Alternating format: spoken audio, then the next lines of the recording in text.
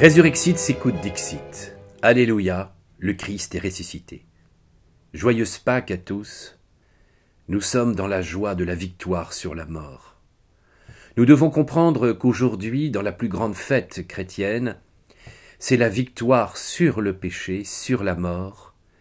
C'est le gage de notre vie éternelle, c'est notre résurrection qui est annoncée. C'est la béatitude, être avec le Christ ressuscité pour toujours. Chers amis, nous clôturons ce carême par la victoire sur le péché. Nous ne pouvions pas terminer ces méditations sur les fins dernières sans oublier la grande victoire du Christ, car si nous allons ressusciter, c'est parce que Jésus est ressuscité. Écoutons cette parole de Dieu. « Je suis la résurrection et la vie.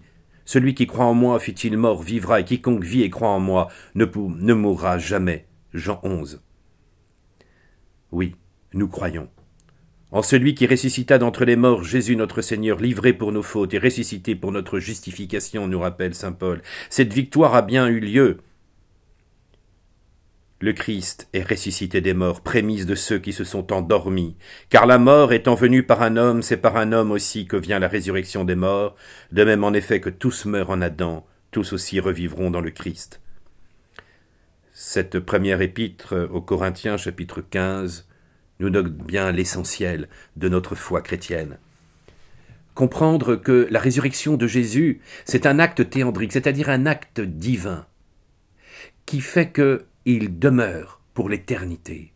Et il est cause, cet acte divin, de cette victoire sur la mort, il est cause de notre résurrection, parce que de même que le Seigneur prend possession de ce corps, qu'il donne la victoire sur le péché, de même que le Seigneur est ressuscité avec son corps pour toujours, cet acte et cette puissance absolument incroyable, eh bien, va pouvoir être maintenant présent dans le monde entier pour tous ceux qui vivront de cette résurrection, pour tous ceux qui seront baptisés et qui recevront la grâce de la passion et de la résurrection. Ils pourront maintenant être pour toujours dans la gloire du ciel. La victoire sur le péché, sur la mort, qui s'est réalisée en cette fête de Pâques, nous savons bien qu'elle est pour chacun d'entre nous. Si nous sommes morts avec le Christ, nous croyons que nous vivrons, nous aussi, avec lui, sachant que le Christ, une fois ressuscité des morts, ne meurt plus et que la mort n'exerce plus de pouvoir sur lui. Chers amis, nous devons l'entendre et nous l'avons chanté en cette semaine sainte.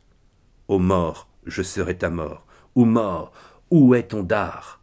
Où est ta victoire?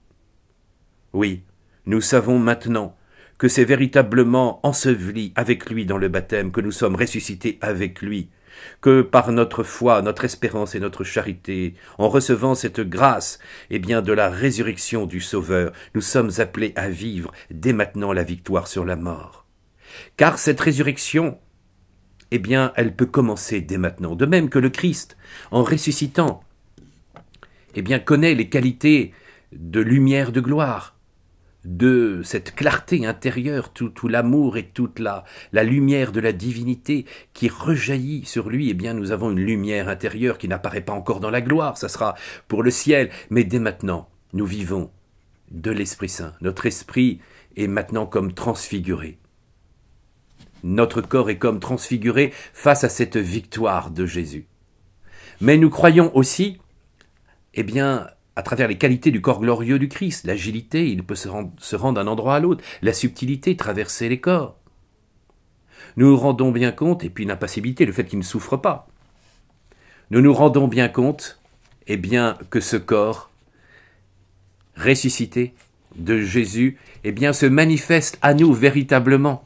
Il est comme ce mystère de gloire qui vient à nous. Nous n'avons plus maintenant à nous soucier de ce qui arrivera, car nous savons que toute souffrance disparaîtra et que nous sommes appelés à ressusciter avec lui. L'agilité, eh bien, nous sommes appelés à annoncer cette parole de Dieu. Dans le monde entier, plus rien ne pourra nous faire obstacle, ni la mort, ni le péché, plus rien ne pourra faire obstacle si nous sommes fidèles à la grâce de Dieu. Cette subtilité qui permettait au corps ressuscité de traverser n'importe quel lieu, nous savons que maintenant nous pouvons traverser n'importe quelle épreuve avec la force du ressuscité. Chers amis, La résurrection du Seigneur nous annonce donc le fait que nous serons avec le Christ ressuscité. Nous aurons nous aussi ce corps de gloire, nous aurons nous aussi cette agilité, cette subtilité, cette clarté, cette luminosité de l'amour infini de Dieu qui viendra en nous, pour ne faire plus qu'un seul corps avec le Christ ressuscité. Dans cette communion des saints et la résurrection de la chair, c'est véritablement la gloire qui vient pour nous. Et l'amour infini du Christ, nous sommes dans la joie de la résurrection. Amen.